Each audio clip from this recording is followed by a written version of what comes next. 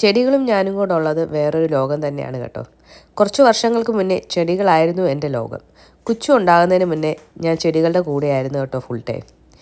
3 വർഷം മുന്നേ ഞങ്ങൾ അമേരിക്കയിലോട്ട് മാറി താമസിച്ചപ്പോൾ ഞാൻ ഏറ്റവും കൂടുതൽ മിസ് ചെയ്ത എൻ്റെ ചെടികളെയായിരുന്നു. എങ്കിൽ ഇവിടെ വന്നിട്ട് എവിടുന്നെങ്കിലും ചെടികൾ ഒപ്പിക്കാമെന്ന് വെച്ചാലോ അതൊട്ടും നടക്കുന്നില്ല താനും. കടയിലൊക്കെ പോയി നോക്കുമ്പോൾ ചെടികൾക്ക് ഭയങ്കര വിലയായിരുന്നു കേട്ടോ. അവസാനം ഞാൻ കണ്ടുപിടിച്ച മാർഗ്ഗമായിരുന്നു ഫേസ്ബുക്ക് മാർക്കറ്റ് പ്ലേസ്.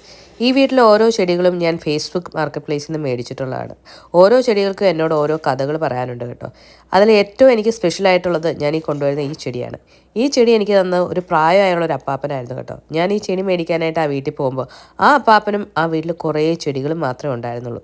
ഈ ചെടിയെ നല്ല സുരക്ഷിതമായിട്ട് നോക്കണം, നല്ല സൺലൈറ്റൊക്കെ കൊടുക്കണം, വെള്ളമൊക്കെ എപ്പോഴും ഒഴിച്ചു കൊടുക്കണം എന്നൊക്കെ ആ അപ്പാപ്പൻ പറഞ്ഞത് ഇപ്പോഴും എൻ്റെ മനസ്സിലുണ്ട് കേട്ടോ. പക്ഷേ എന്തോ അപ്പാപ്പൻ്റെ വീട്ടിൽ നിന്ന് പോന്നിട്ടുള്ള വിഷമമാണോ എന്നറിയത്തില്ല, ആ ചെടി ഒരിക്കലും എൻ്റെ വീട്ടിൽ നല്ല വൃത്തിയായിട്ട് ഇതുവരെ വളർന്നിട്ടില്ല കേട്ടോ.